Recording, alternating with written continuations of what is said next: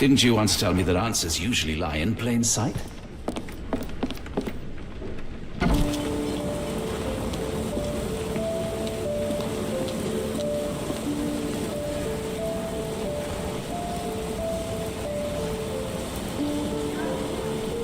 I'll be off.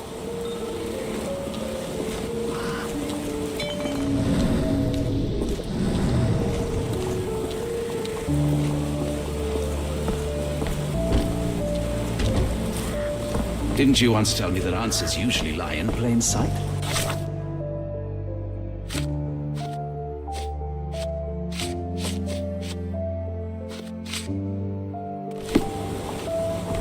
Didn't you once tell me that answers usually lie in plain sight?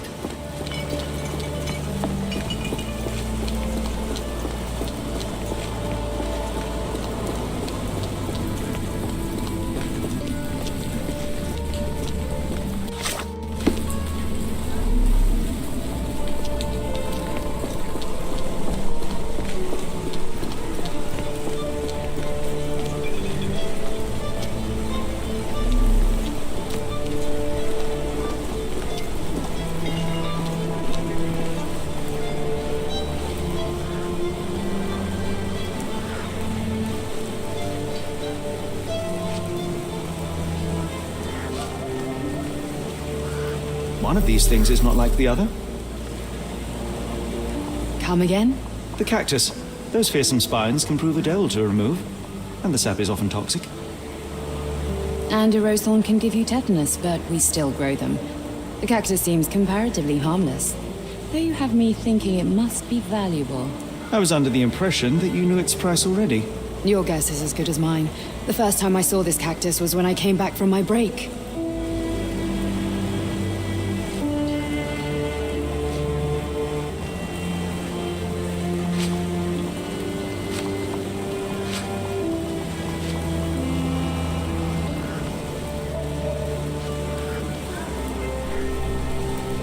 What do you make of the flowers in Barnes' shop window? Well, they could use a bit of water. Do they mean anything to you? Mean anything how? I'm not sure I follow, Mr. Holmes. Why do you think they're there? Are you suggesting the flowers are for me? It seems likely, does it not? Oh, I hope you're right. Are you sure you're asking the right person? I'm just a flower seller. I'm afraid I can't help with that, Mr. Holmes. I don't know anything about this, sorry. I don't know anything about this, sorry. I don't know anything about this, sorry. Are you familiar with Mr. Barnes? Yes, no, not really. Well, in a way. What on earth does that mean? I know who he is, of course, but we haven't shared much more than a look. A look? Yes. Each morning I go for a walk in the park with my dog, and most days I spot Mr. Barnes there with his new puppy. So we see each other. Actually, we once met briefly while our dogs played. He was quiet and seemed unsteady as he approached. But since then, we've never spoken. I often see him staring through the shop window. Sometimes I wonder what he thinks about that would etch such longing onto his face. Have a look at my flowers. They will not bite unless you touch their thorns.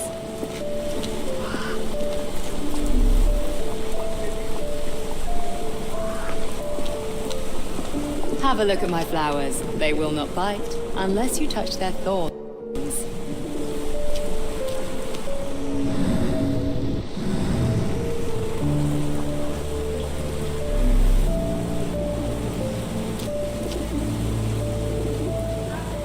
Have a look at my flowers. They will not bite unless you touch their thorns.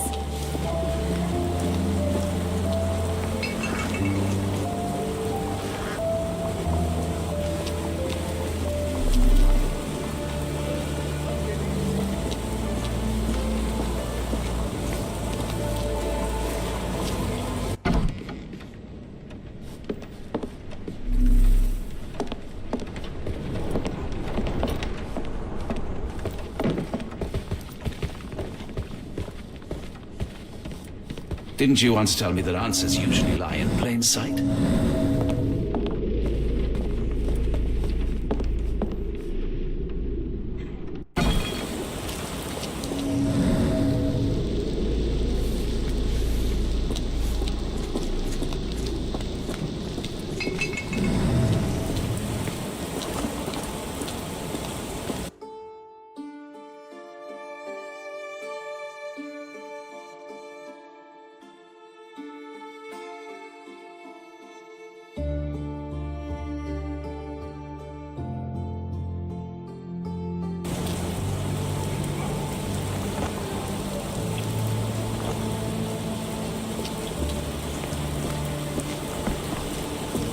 Didn't you once tell me that answers usually lie in plain sight?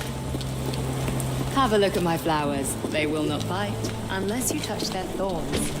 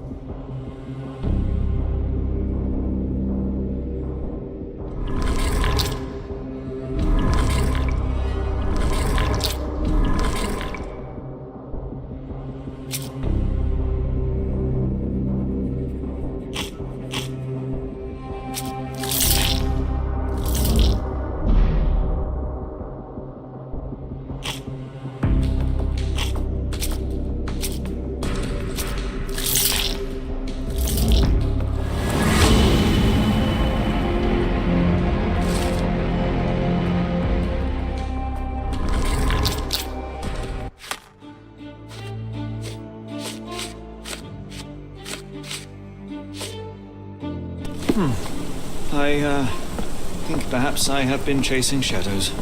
Do not despair, Mr. Holmes. Even the best of us make mistakes. We better tell Mr. Barnes what we've learned.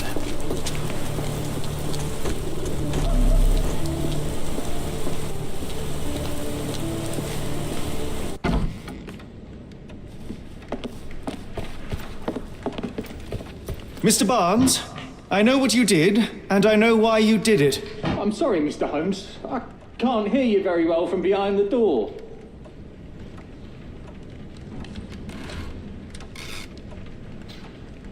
You ordered a cactus from the plant catalogue and then left it for Mrs. Fleming as a gift. You place flowers in the window to get her attention and wear high heels to appear taller and more desirable. You are her secret admirer.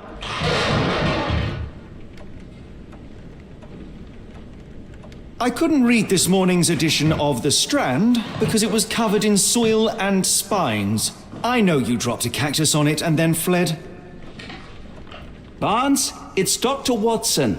Rest assured we are not interested in disclosing your personal affairs to anyone, including Mrs. Fleming. Please come out. All right, then.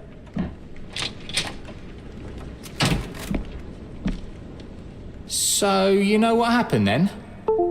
I was on my way back from the post office, having picked up the cactus and some books. It was quite an awkward package, heavy too, and when I got to your door, I dropped the cactus in your paper. Forgive me. I needed that paper to prove a theory and prevent a crime.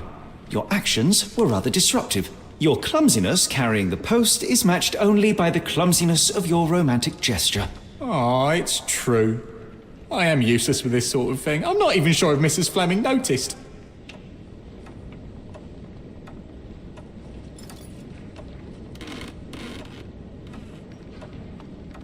As in most things in life, truth is the answer. Cease with the abstruse signals and anonymous gifts, and simply talk to the woman. What is the worst that can happen? She rejects you, and you are freed from this endless purgatory. Yes, you are correct, of course.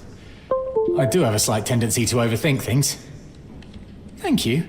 So at last, we return to the matter of the paper. I'm investigating a string of burglaries. Did you perhaps read of any before the edition was spoiled? I don't recall, but you're welcome to read our copy for yourself. You had an issue of The Strand here all along? Well, naturally. I am a bookseller. I have a subscription to every magazine and newspaper in London.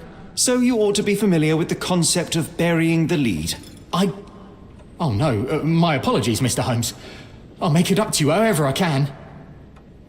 I am an expert on obscure languages and translation and. Yes, okay. Just give me the paper.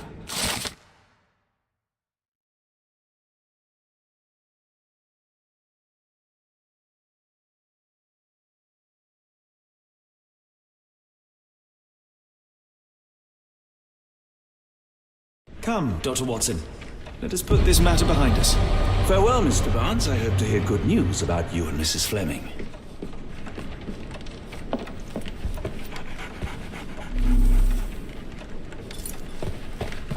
Let me know if there's any way I can make it up to you. Tell you what, tomorrow's edition of The Strand is on me.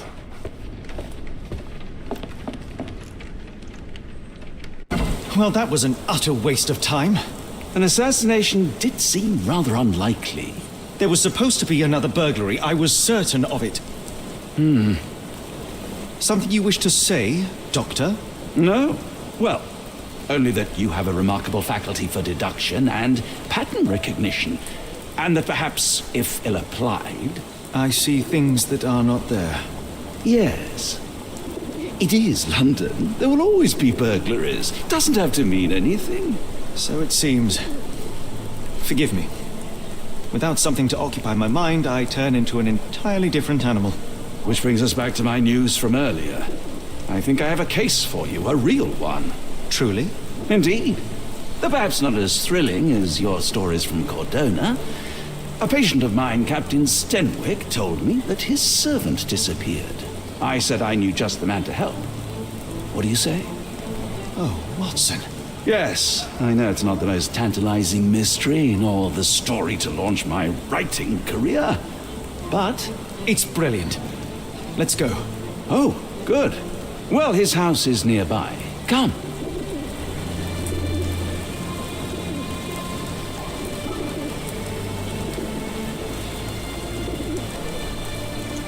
Stenwick is just down the street from Barnes's bookshop.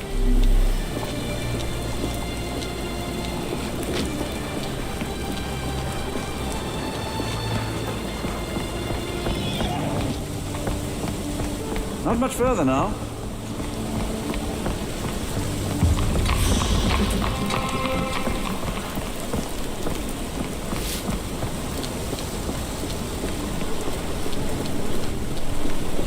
Is this lousy attitude of yours because of my altercation with Inspector Lockhart? Did he put you up to this? Sir, the inspector has nothing to do with it. I'm telling you the same thing I tell anyone seeking a missing person. Good day, gentlemen. Forgive the intrusion. Captain Stenwick, this is my colleague Sherlock Holmes, the consulting detective I told you about. At last, a professional. This useless officer refuses to do anything about Kimmy here, my missing servant. What was your name again? I shall be certain to inform your superiors. Sergeant Ruffles, and it's my superiors who made this decision, sir.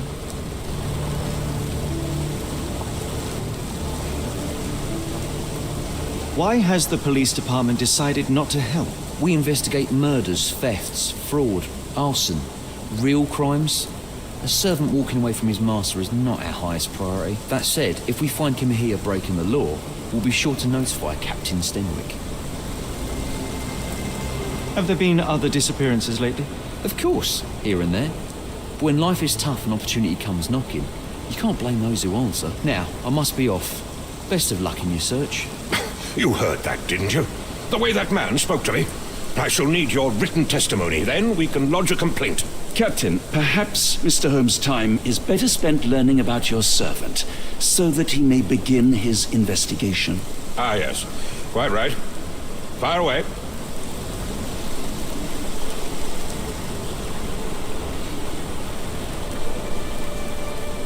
When did you last see your servant? Kimmy here normally brings me the morning papers, but yesterday I had to get them myself. He must have escaped the night before yesterday.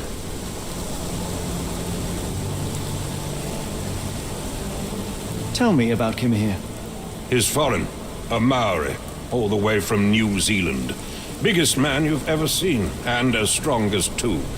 Dark hair and fearsome tattoos. He doesn't speak a whit of English, never bothered to learn. But I made do with pointing. I invested a lot of money in him, so he must be found. May I see your servant's bedroom? His shack is in the garden. You can't miss it. Did you search the room? Of course, but only to check he wasn't lying dead inside. Everything seemed normal at a glance.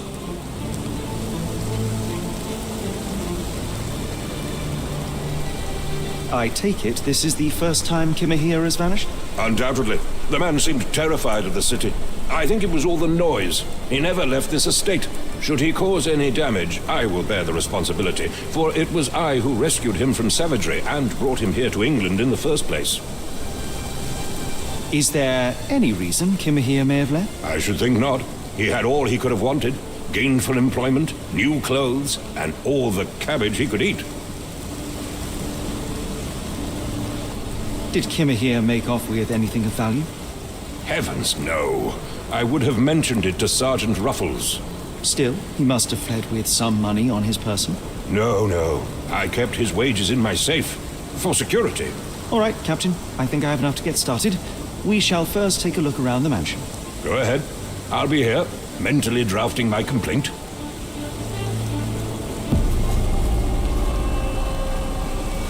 Why are you still here?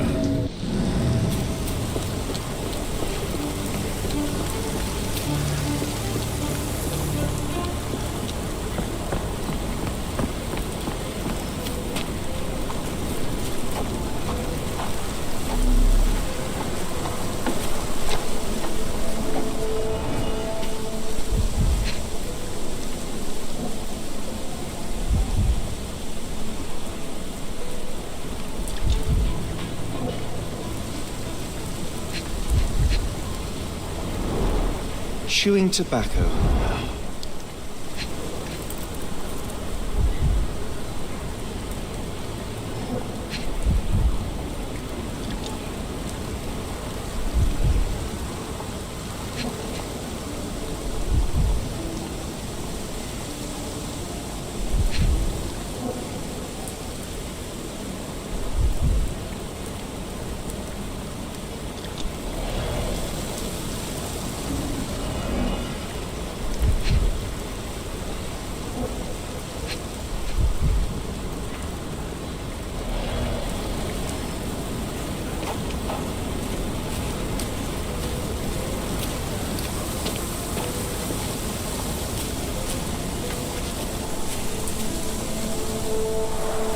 This lock is quite unusual. It appears that the key should be bent to the right.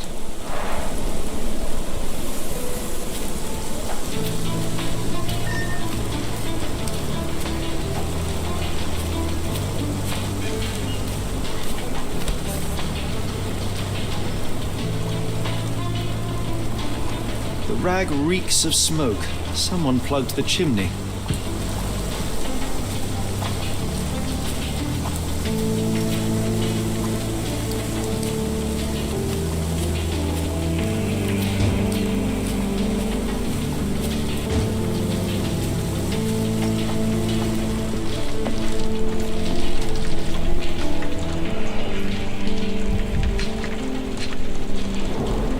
Impressive. The sack of grain retained the shape of an impact. Someone hit their head here.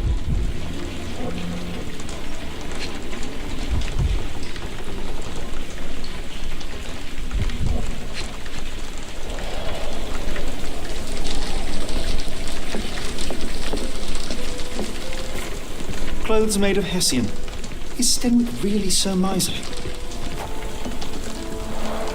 Is this a Tanifar, a Maori water spirit? Or something else? Either way, it's giving me chills. Stenwick makes his servant live in a tool shed. You think you know someone.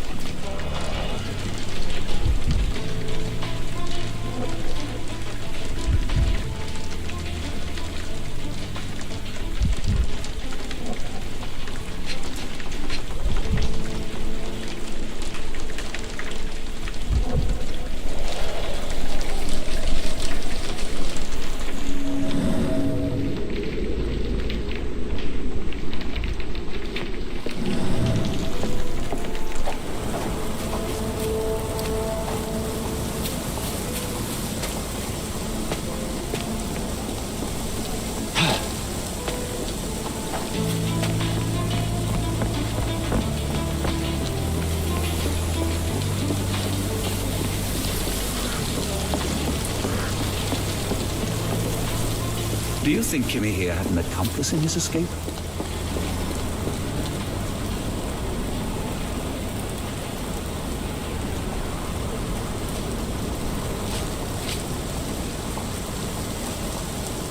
The door to your garden has an interesting lock. Yes, I have uncommon locks on every door of my mansion.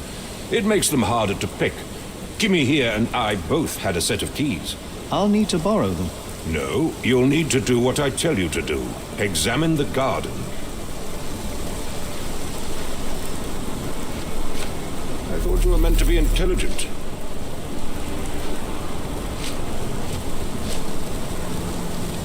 Are you joking? Why would I know this? I came across a pile of Hessian clothes in the shack. Are they Kimahir's? Yes. I had to give him something to clothe himself. He seemed unfazed by his bare skin, but I found it distracting.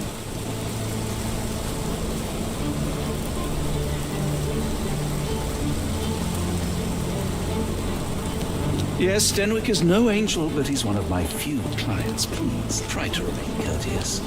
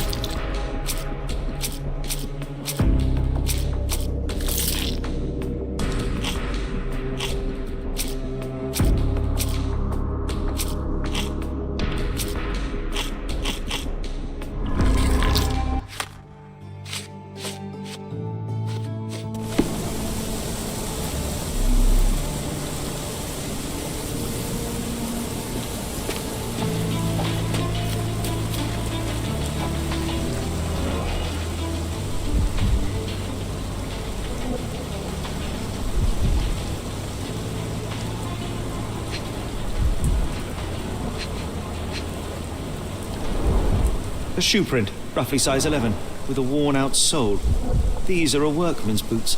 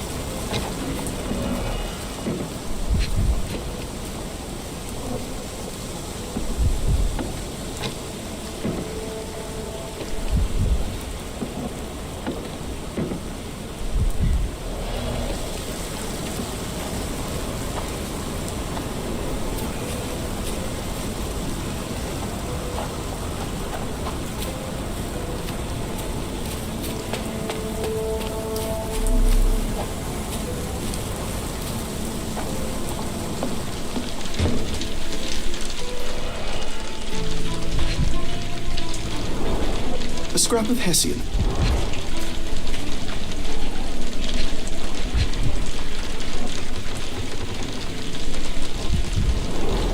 These were sturdy boxes. It would have required a serious blow to break them.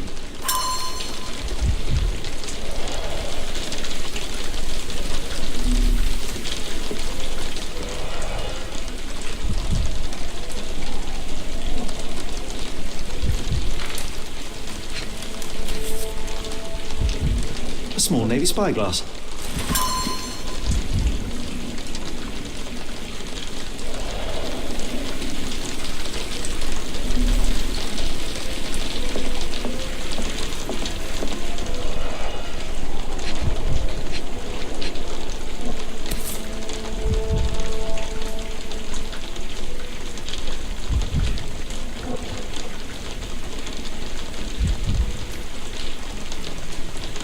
Heavy chemical odor.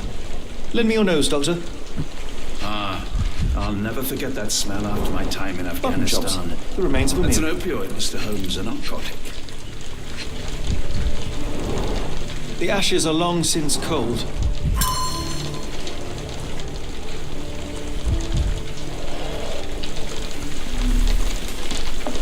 No air coming through it.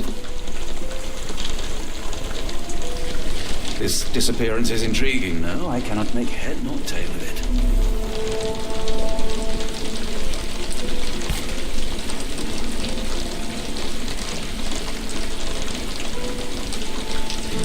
A Maori nose flute. Ngurus, they're called.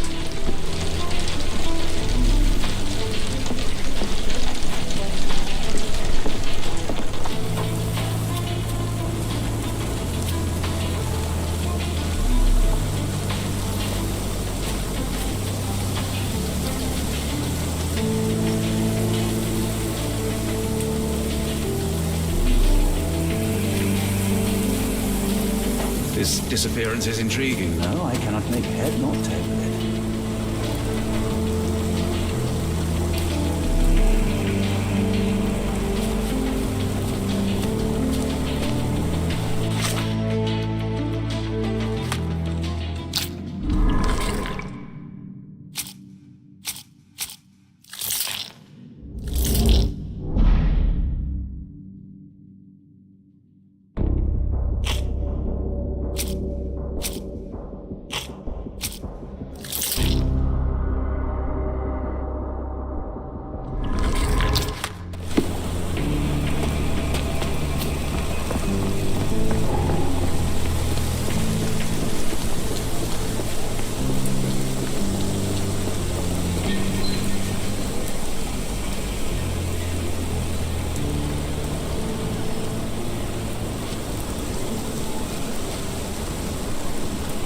Do you happen to know Kimahir's shoe size?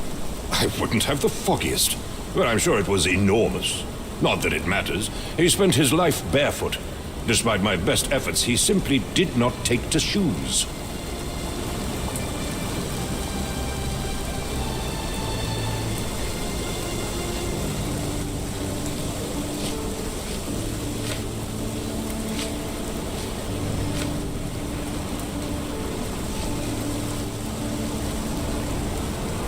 Are you joking? Why would I know this? Is this spyglass familiar? I don't recognize it. Could it be Kimahir's, perhaps? I doubt it. I never saw him with it, nor could I suggest how he might have come by it.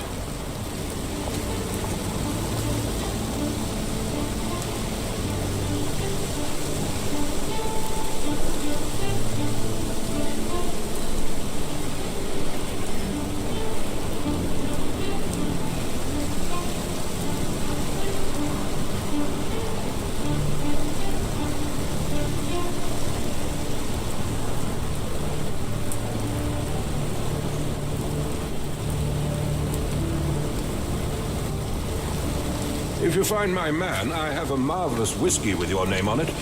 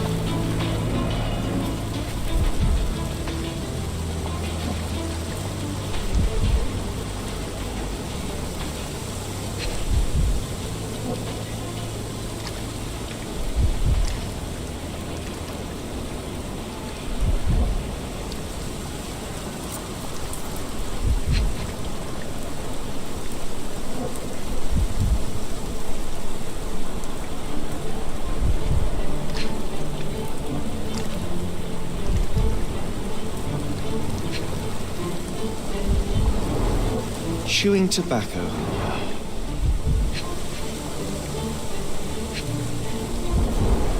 A shoe print, roughly size 11, with a worn-out sole. These are a workman's boots.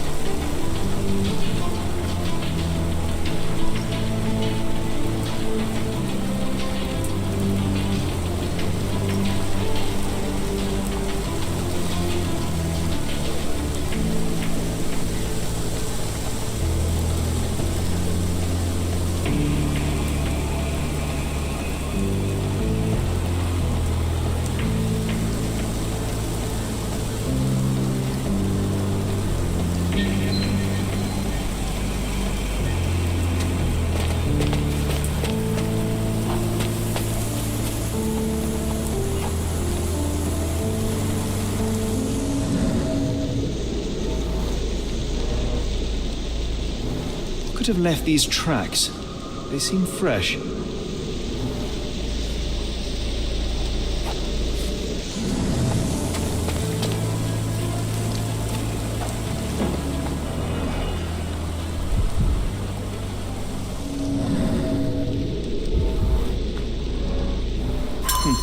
Looks like a knee print. Someone knelt here. The amount of chewing tobacco suggests they were waiting a while.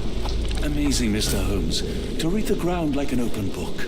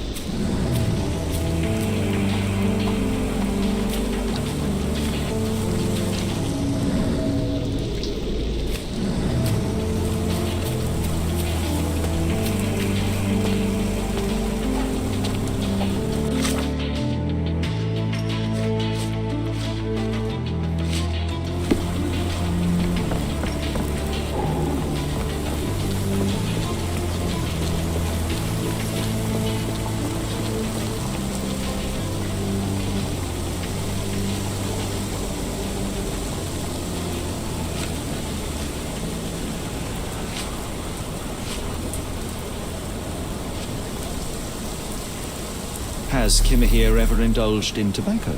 No, the man doesn't even drink. Are you certain? I found chewing tobacco in the garden. I controlled Kimahir's expenses since he struggled with the currency. I would have known if he used tobacco. This dreary rain is making a miserable day even worse.